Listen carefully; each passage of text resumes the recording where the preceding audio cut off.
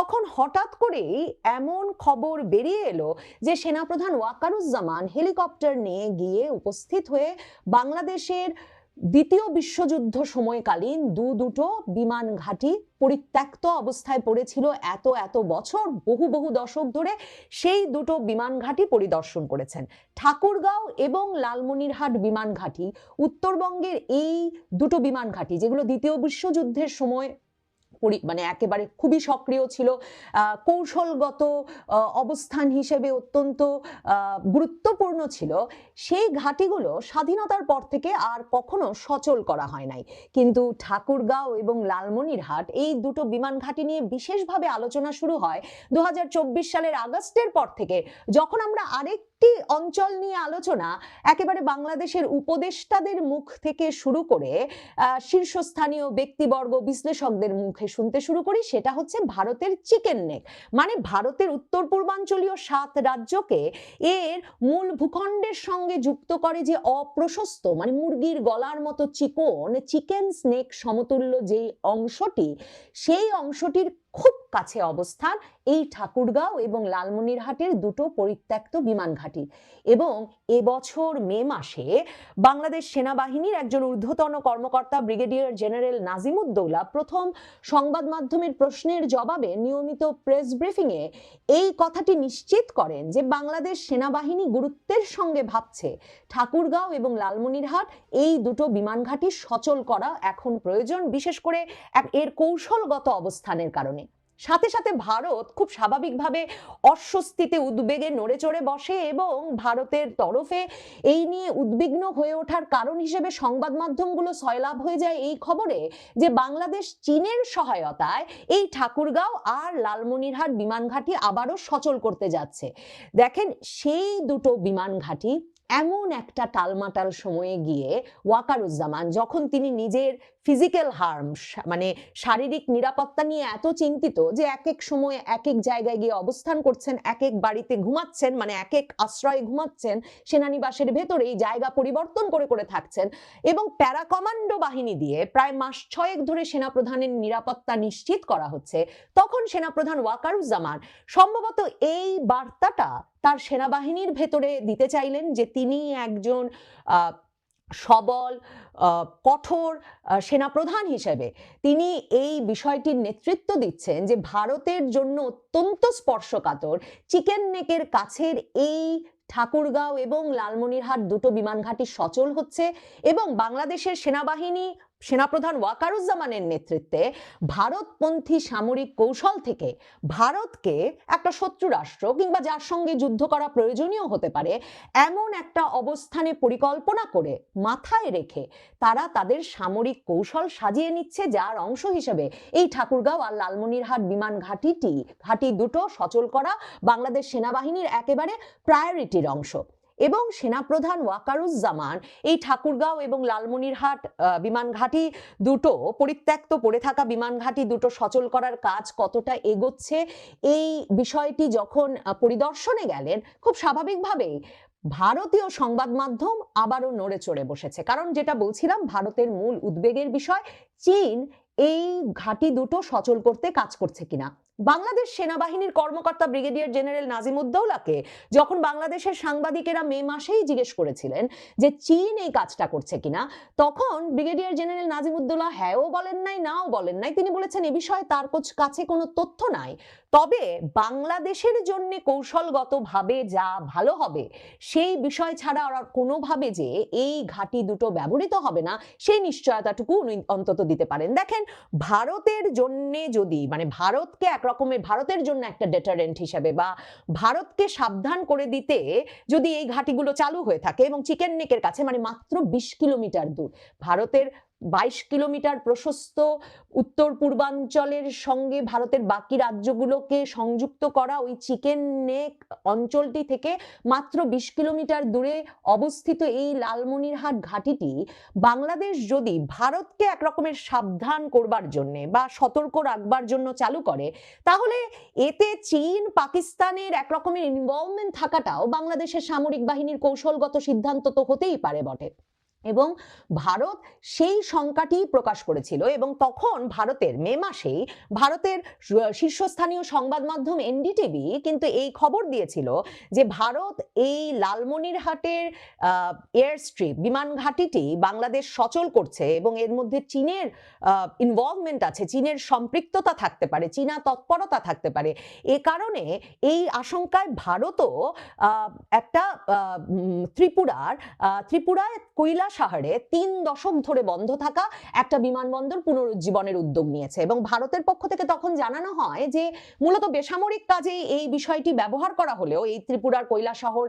বিমানবন্দরটি ব্যবহার করা হবে কারণ তাতে ত্রিপুরার মানুষজনের পক্ষে মূল মানে ভারতের অন্যান্য অঞ্চলে যাওয়া আসার যেমন সুবিধা হবে, কিন্তু ভারত যেমনটা করে থাকে সকল বিমানবন্দর এবং বিমান ঘাঁটিতেই সে আসলে তার যুদ্ধ বিমান সহ সামরিক মানে বিমান এবং এই রেডার এসব রাখবার একটা ব্যবস্থা রাখবে। কারণ দেখেন, ভারতের মূল উদ্বেগ হচ্ছে যে চীন যদি লালমনিরহাট প্রকল্পে অর্থায়ন করে তাহলে যুদ্ধ বিমান, রেডার, নজরদারি সরঞ্জাম সহ যে পরিমাণ সামরিক অবকাঠামো লালমনিরহাটে সে স্থাপন করবে সেটা আসলে ভারতের একেবারে চিকেন নেকের উপরে গিয়ে মানে ভারতের ভূখণ্ডের এত কাছে গিয়ে এর আগে চীন শ্বাস ফেলার সুযোগ পায় নাই। কিন্তু এখন ভারত কিন্তু নিশ্চিতভাবে বলতে পারছে না যে বাংলাদেশ চীনা অর্থায়নে এই কাজটা করছে কিনা। বাংলাদেশ সামরিক বাহিনী তার নিজস্ব উদ্যোগে তার নিজস্ব ব্যবস্থাপনায় এই ঘাঁটিগুলো চালু করার কাজ করছে এবং লালমনিরহাট ঘাঁটিটিতে এরই মধ্যে প্রায় 10-12টি বিমান রাখবার হ্যাঙ্গার স্থাপনের কাজ একেবারে নিজ চোখে দেখভাল করবার জন্য সেনাপ্রধান ওয়াকারুজ্জামান মানে আসলে এই বার্তাটা ভারতের কাছে এবং নিজের সেনাবাহিনীর ভেতরে ছড়িয়ে দেবার জন্য গিয়ে যে তিনি উপস্থিত হয়েছিলেন সেটা ভারতকে এখন উদ্বিগ্ন করে তুলেছে এই কারণে যে বাংলাদেশ আসলে যে বিমানগুলো কিনতে চাইছে এবং যেই বিমানগুলো রাখবার জন্য উপযোগী হ্যাঙ্গার লালমনিরহাট এয়ারপোর্টের এই নতুন মানে পরিত্যক্ত বিমান ঘাঁটিটি চালু করে যে হ্যাঙ্গারগুলো সেখানে তারা তৈরি করছে সেগুলো হচ্ছে JF-17 যুদ্ধ বিমান এবং এই JF-17 যুদ্ধ বিমানগুলো তৈরি করে পাকিস্তান এবং চীন একত্রে, মানে দুজনের কৌশলগত সহযোগিতায় এই বিমানগুলো তৈরি হয়। পাকিস্তানও এই বিমান বিক্রি করতে পারে, চীনও এই বিমান বিক্রি করতে পারে এবং আপনি মানে যেটা খুবই গুরুত্বপূর্ণ এখানে বিবেচনা করা যে ভারতের জন্য সবচেয়ে উদ্বেগজনক যে দুটো দেশ পাকিস্তান এবং চীন তাদের তৈরি যৌথভাবে তৈরি যুদ্ধ বিমান, তার মানে বাংলাদেশ ওই জায়গাটিতে চিকেন নেকের উপর শ্বাস ফেলতে ফেলতে ওই জায়গাটিতে মোতায়েন করার একটা ব্যবস্থা গড়ে তুলছে তার সামরিক কৌশলের অংশ হিসেবে। ভারতের জন্য এটা বিশেষভাবে উদ্বেগজনক কারণ বহু বহু দশক ধরে বাংলাদেশের যে সামরিক কৌশল সেখানে ভারতকে হুমকি সৃষ্টিকারী কোনো ব্যবস্থা বাংলাদেশ সাধারণভাবে নেয় নাই। মানে এই চিকেন নেকের আশপাশে ধরেন ভুটান নেপালের অবস্থান এবং ওই জায়গাটিতে ভুটান নেপালের সঙ্গে যেমন ভারতের কোনো শত্রুতা নাই, বাংলাদেশকেও এতদিন ধরে তারা ভেবে এসেছে মানে যেইভাবে চলছিল 5 দশকের বেশি সময় ধরে বাংলাদেশ, কখনো বাংলাদেশ সরাসরি ভারতের সাথে যুদ্ধ যেতে হবে এবং তার প্রস্তুতি হিসেবে এই সব অঞ্চলে কোনো সামরিক শক্তি বৃদ্ধি করে নাই। কিন্তু এবার এই লালমনিরহাট ঘাঁটি মানে প্রস্তুত করার মাধ্যমে বাংলাদেশ সরাসরি ভারতের দিকে তাক করে এক রকমের সামরিক শক্তি বৃদ্ধি করছে পাকিস্তান চীনের সহায়তায়। এবং জুলাই মাসে পাকিস্তানের পত্রিকা এক্সপ্রেস ট্রিবিউনে কিন্তু স্পষ্টত এই খবর প্রকাশিত হয়েছিল যে এই JF-17 যুদ্ধ বিমান কিনতে বাংলাদেশের সেনা নেতৃত্ব পাকিস্তানের কাছে আগ্রহ প্রকাশ করেছেন এবং পাকিস্তান থেকেই তারা এই যুদ্ধ বিমানগুলো কিনে নিয়ে আসবেন। পাকিস্তানের অ্যারোনটিক্যাল কমপ্লেক্স এবং চীনের চেংদু এয়ারক্রাফট ইন্ডাস্ট্রি কর্পোরেশনের যৌথ উদ্যোগে তৈরি JF-17 বিমানগুলো হালকা 1 ইঞ্জিন বিশিষ্ট মাল্টিরোল যুদ্ধ বিমান এবং এটা দিন রাত সব ধরনের আবহাওয়ায় হামলা চালাতে সক্ষম। বাংলাদেশ এমন একটা সময়ে এই বিমানগুলো কিনে লালমনিরহাটে মানে ভারতের চিকেন নেকের একেবারে গা ঘেঁষে এই বিমানগুলো রাখবার ব্যবস্থা করছে এবং বাংলাদেশের সেনাপ্রধান ওয়াকারুজ্জামান সেই মানে প্রস্তুতি পরিদর্শনে গেলেন যখন অপারেশন সিন্দুরের পর থেকেই পাকিস্তানের সেনা নেতৃত্ব কিন্তু ভারতকে বলে আসছে যে এর পরের হামলাটা হবে পূর্ব দিক থেকে এবং ভারতের সেনা নেতৃত্বের ভেতরে তা নিয়ে অস্বস্তি উদ্বেগ নিয়ে নানা রকম আলোচনা ভারতের সংবাদ মাধ্যমে উঠে আসছে। ভারতের সেনা নেতৃত্ব তাদের সামরিক কৌশল ঢেলে সাজাচ্ছেন, কারণ পূর্ব দিক থেকে মানে বাংলাদেশ থেকে এই হামলার হুমকি দেওয়া হচ্ছে বলে তারা সরাসরি মনে করছেন। এবং এমন একটা সময়ে যখন 2024-এর আগস্টের পর থেকে ভারতের সঙ্গে বাংলাদেশের সম্পর্কটা, যেটা বলছিলাম যে আসলেই বহু বহু দশক পরে একটা শত্রু রাষ্ট্রের বা ঝুঁকিপূর্ণ রাষ্ট্রের দিকে যাচ্ছে, যারা একে অপরের দিকে অস্ত্র তাক করে থাকতে পারে। এবং ভারতের সেনাবাহিনীর ভেতরেও কিন্তু সেই মানে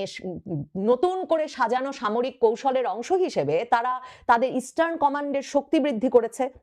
এবং সেই ইস্টার্ন কমান্ডের শক্তি বৃদ্ধি বিষয়ক আলোচনা এবং এর গুরুত্ব নিয়ে নতুন করে তারা ভাবছে, যাতে পূর্ব দিক থেকেও যে কোনো আক্রমণের জন্য তারা প্রস্তুতি নিয়ে রাখতে পারে। কাজেই বাংলাদেশ এবং ভারত দুতরফেই সীমান্তে শক্তি বৃদ্ধি হচ্ছে এবং বাংলাদেশ এমন একটা স্ট্র্যাটেজিক দুটো লোকেশন বের করেছে সেজন্য, ঠাকুরগাঁ এবং লালমনিরহাট, এবং সেই লালমনিরহাট বিমানবন্দরটি খুব শিগগিরই চালু করবার জন্য প্রস্তুতি নিয়ে ফেলছে পাকিস্তান এবং চীনের যৌথ উদ্যোগে তৈরি বিমান রাখবার জন্যে। যে ভারত সেই বিষয়ে উদ্বিগ্ন না হয়ে পারছেনই না। তবে সেনাপ্রধান ওয়াকারুজ্জামান এই যে তিনি ভারতপন্থী কিনা, একটা ভারতপন্থী সেনাবাহিনী চালিয়ে বাংলাদেশকে এক রকমের একটা নির্বিষ জাতিতে পরিণত করে রেখেছেন তারা মানে দশকের পর দশক ধরে, এবং বিশেষ করে শেখ হাসিনার শাসনামলে, সেই বদনাম থেকে বা সেই সমালোচনা থেকে নিজেকে দূরবর্তী করতেই বা নিজেকে বাঁচাতেই সম্ভবত সেনাবাহিনীর ভেতরে তার স্টাফদেরকে একটা বার্তা দিতেই সম্ভবত এমন একটা সময়ে তিনি হেলিকপ্টার নিয়ে গিয়ে উপস্থিত হলেন লালমনিরহাট আর ঠাকুরগাঁও বিমানবন্দরে এবং জানিয়ে দিলেন তার সেনাবাহিনী। আশা করি বিষয়টি বুঝতে পেরেছেন। এ নিয়ে আপনার গুরুত্বপূর্ণ মন্তব্যটি অবশ্যই কমেন্ট বক্সে জানিয়ে দিবেন। ধন্যবাদ।